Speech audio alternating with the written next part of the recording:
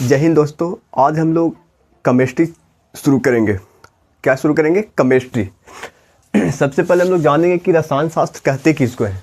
तो यहाँ पे लिखा हुआ है कि विज्ञान की वह शाखा जिसके अंतर्गत पदार्थों के संगठन, संरचना, गुणों और रासायनिक प्रतिक्रिया के दौरान इनमें हुए परिवर्तनों का क्या किया जाता है? अध्ययन किया जाता है।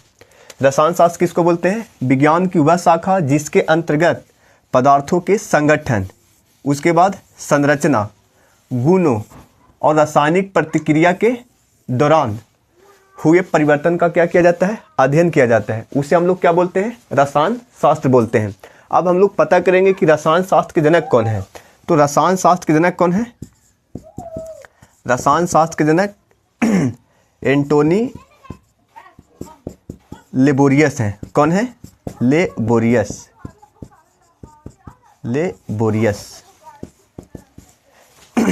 अब हम लोग क्लास 9th का एक चैप्टर है जिसका नाम है हमारे परिवेश के पदार्थ। क्या है? हमारे परिवेश के पदार्थ। मतलब हमारे चारों ओर जितने भी वस्तु दिखते हैं या अनुभव करते हैं वो सब क्या है? पदार्थ है। क्या है? पदार्थ है। तो अब सबसे पहले हम लोग को जानना है जरूरी है कि पदार्थ कहते किसको हैं। तो पदार्थ के परिभाषा होता है कि पदार्थ वह है जो स्थान घेरता है, उसके बाद द्रव्यमान होता है, आयतन होता है और अवरोध उत्पन्न करता है। क्या करता है? अवरोध उत्पन्न करता है। इसमें चार चीज़ आया। पदार्थ अगर है तो उसमें क्या होगा? वो स्थान घेरेगा, उसके बाद द्रव्यमान होगा, उसके बाद आयतन और अवरोध उत्पन्न करता है। अवरोध उत्पन्न करता है। अगर पदार्थ सही में है तो वो क्या करेगा? स्थान घेरेगा। माने जहाँ पे मान लिया जाए कि जैसे जहाँ पे चौकी है, या मान लिया जाए कि जहाँ पे कोई बर्तन है या किताब है, तो अगर वहाँ पे है तो दूसरा चीज़ को हम नहीं रख सकते हैं। उसके बाद क्या बोल रहा है? द्रव्यमान होता है। द्रव्यमान मतलब वजन, और आयतन मतलब लंबाई, चौड़ाई, ऊंचाई, और अवरोध उत्पन्न मतलब वहाँ से आपको हटाने में आपको क्या बल लगाना पड़ेगा, तब जाके वो हटेगा। तो वही बोल रहा है कि पदार्थ उसको बोलते हैं जो स्थान घेरता है, द्रव्यमान होता है, आयतन होता है और क्या करता है? अवरोध उत्पन्न। जैसे कहा जाए, जैसे अगर हम लोग बात करें तो किताब के बारे में, अगर हम लोग किताब के बारे में बात करेंगे तो किताब में क्या है? किताब जहाँ पे होता है वो स्थान घेरता है, उसके बाद उसमें कुछ वजन होता है, उसके बाद क्या होता है? लंबाई, चौड़ाई, ऊंचाई होता है, उसके बाद अवरोध, वहाँ से एक जगह से दूसरी जगह ले जाने में उसमें का भार लगाना पड़ता है, यानी हम लोग को भार पड़ता है। चाहे और कोई चीज़ को, अगर मान लिया जाए कि कोई लोहा की वस्तु है तो उसको एक जगह से दूसरी जगह ले जाने में क्या है? भार है। तो वही बोल रहे हैं कि पदार्थ अगर है तो वह स्थान घेरेगा, द्रव्यमान होगा, आयतन होगा और वो अवरोध उत्पन्न करेगा। क्या करेगा? अवरोध उत्पन्न करेगा। जैसे पदार्थ में हर चीज़ होगा, बुक होगा, उसके बाद बर्तन होगा, लाइट, बर्तन, चौकी, कपड़ा, etc। ये सब क्या है? पदार्थ है। मतलब जितना भी हमारे इन्वायरमेंट में जितना भी वस्तु लोक रहा है वो सब क्या है? पदार्थ है। यानी हमारे परिवेश में जितना इर्द गिर्द घर में जैसे बर्तन हो गया, कपड़ा हो गया, पढ़ने की सामान, किताब हो गया, तो जितना भी ये सब वस्तु है से क्या है? पदार्थ है। अब हम लोग द्रव्य और द्रव में क्या अंतर है इसके बारे में जानेंगे। तो द्रव्य की अगर बात करें तो द्रव्य पदार्थ का एक अवस्था है। क्या है? अवस्था। लेकिन द्रव जो है वो पदार्थ के जो लिक्विड के रूप में रहता है, यानी जिस रूप में रहता है वो क्या है? द्रव।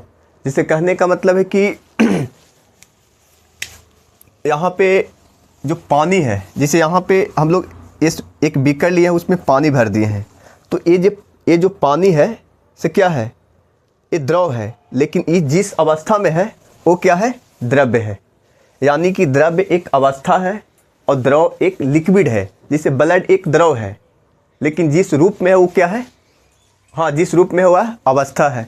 उसके बाद हम लोग को पदार्थ की भौतिक प्रकृति के बारे में जानना है। यहाँ पे लिखा हुआ है कि पदार्थ कणों का बना होता है। किस चीज़ का बना होता है? कणों का। अब इसमें हम लोग दो बीकर लिए हैं, दोनों में क्या है? पानी है। यहाँ पे एक बीकर का नाम ए है और दूसरा का नाम बी है। अब हम लोग क्या है टॉपिक हम लोग का, पदार्थ कणों का बना होता है। अब यहाँ पे जल है, इसमें हम लोग क्या डाल रहे हैं, चीनी। अब कुछ देर के बाद यहाँ जो चीनी है वो पानी में पूरी तरह क्या हो गया, घुल गया। क्या हो गया, घुल गया।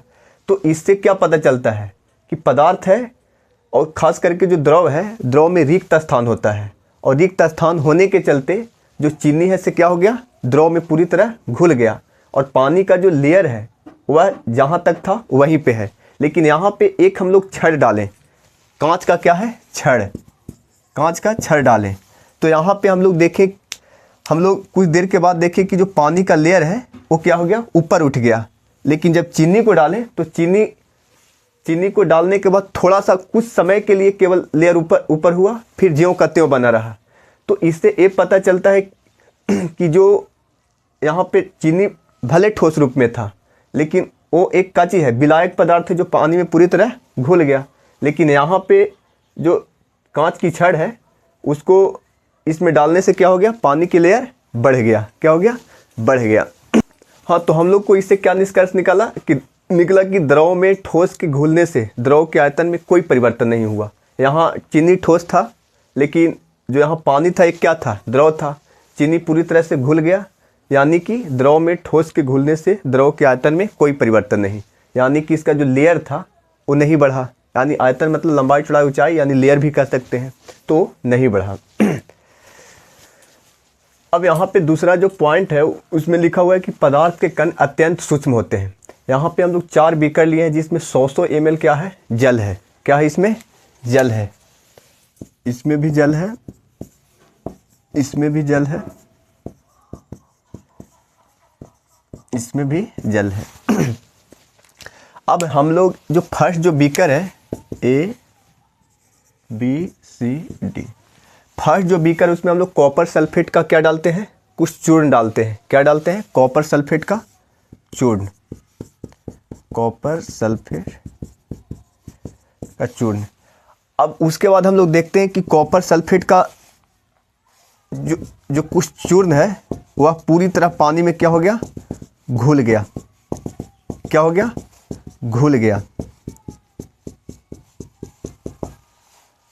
100 ml जल में हम लोग क्या डाल दिए, कुछ कॉपर सल्फेट के कुछ हम लोग कण को डाल दिए हैं। ठीक, अब देखें हम लोग क्या कि कुछ समय के बाद पूरी तरह घुल गया और पानी का जो लेयर था वो जहाँ था वहीं पे है।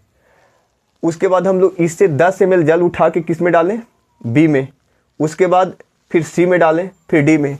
तो यहाँ पे अगर हम लोग इससे 10 ml डालें तो यहाँ पे जो कण था कुछ इस तरह से दिखे, और यहाँ जो था कुछ इस तरह से दिखे। हाँ, और यहाँ इस तरह से दिखे। यानी यहाँ पता चलता है कि जो पदार्थ के कण हैं वो अत्यंत सूक्ष्म होते हैं। क्या होते हैं, सूक्ष्म होते हैं।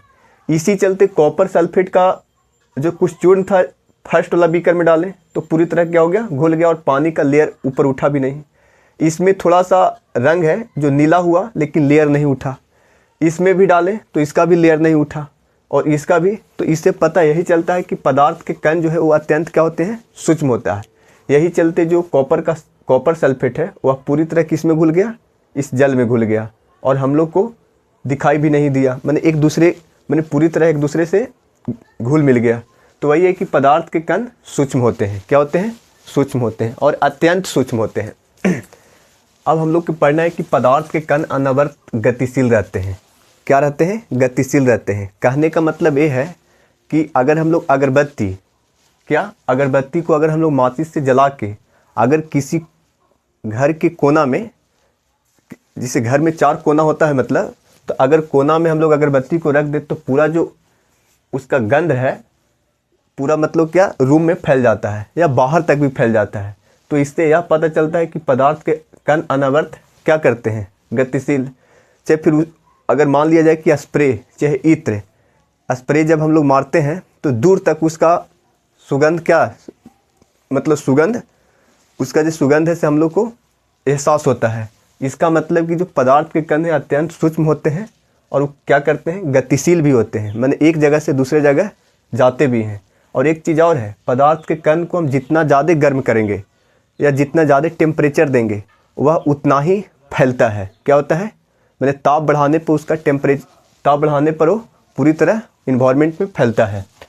अब आगे है कि पदार्थ के कण एक दूसरे को आकर्षित करते हैं। क्या करते हैं, आकर्षित करते हैं। बात सही है। जैसे कहने का मतलब यहाँ पे ये है कि मान लिया जाए कि हम लोग एक ईंट लें, क्या लें, ईंट, और एक हम लोग खड़िया, और एक हम लोग कील लें, लोहा का क्या लें, कील, क्या लें, लोहा का कील। खड़िया जो हम लोग चौक से जो लिखते हैं, चौक को हम लोग खड़िया बोलते हैं। तो अगर हम लोग, हाँ, अब हम लोग क्या पढ़ेंगे, पदार्थ के कण एक दूसरे को क्या करते हैं, आकर्षित करते हैं। और पदार्थ के जो कण है एक दूसरे में माने आकर्षण बल होता है। जैसे खड़िया, ईंट और कील में क्या होता है, आकर्षण बल। जैसे यहाँ पे हम लोग 3 चीज़ लिए, एक खड़िया लिए, ईंट लिए और कील लिए। अब हम लोग तीनों चीज़ पे प्रहार किए, खड़िया पे भी किए, ईंट पे भी किए और कील पे। खड़िया पे किए तुरंत टूट गया, ईंट पे किए थोड़ा सा ज़्यादा वजन लगाना पड़ा, तोड़ने के लिए भार लगाना पड़ा, और कील को तोड़ने में थोड़ा सा ज़्यादा हम लोग को शक्ति या हम लोग को ज़्यादा मेहनत लगा।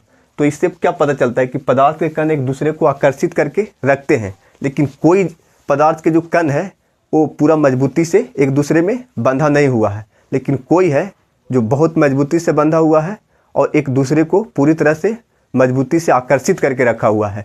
इसी चलते पदार्थ के कण एक दूसरे को क्या करके रखते हैं, आकर्षित करके रखते हैं। ठीक, आगे है कि पदार्थ के कणों के बीच रिक्त स्थान होता है। बात सही है। जिस पदार्थ के कणों के बीच रिक्त स्थान ज़्यादा रहेगा तो वो पदार्थ तुरंत टूट जाएगा, और जिसका रिक्त स्थान कम रहेगा वो बहुत आसानी से नहीं टूटेगा। यहाँ पे भी वही है, जो खड़िया है वो उतना मजबूती से एक दूसरे से बंधा नहीं हुआ है, लेकिन ईंट थोड़ा सा उससे मजबूती से एक कण को एक दूसरे से बंधा हुआ, एक कण एक दूसरे से बंधा हुआ है, कील में और मजबूती से बंधा हुआ है। तो वही बोला है कि पदार्थ के कणों के बीच क्या होता है, रिक्त स्थान होता है। जैसे मान लिया जाए कि कोई चीज़ है, ठीक,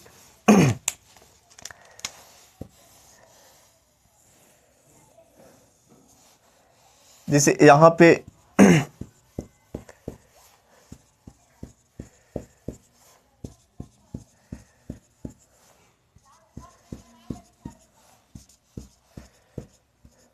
जो द्रव का कण होता है इसी तरह से हटा होता है, तो इसमें जो रिक्त स्थान है इस तरह से रहता है। इसी चलते हम लोग को चीनी या और कोई चीज़, दूध, कुछ भी, चीनी हो गया या दूध हो गया, इस द्रव में क्या होता है, पूरी तरह से घुल जाता है। तो वही है कि पदार्थ के कणों के बीच रिक्त स्थान होता है, चाहे किसी में ज़्यादा होता है किसी में कम होता है, लेकिन पदार्थ के कणों के बीच रिक्त स्थान होता है। आगे हम लोग अगले क्लास में पढ़ेंगे इसी टॉपिक को। धन्यवाद।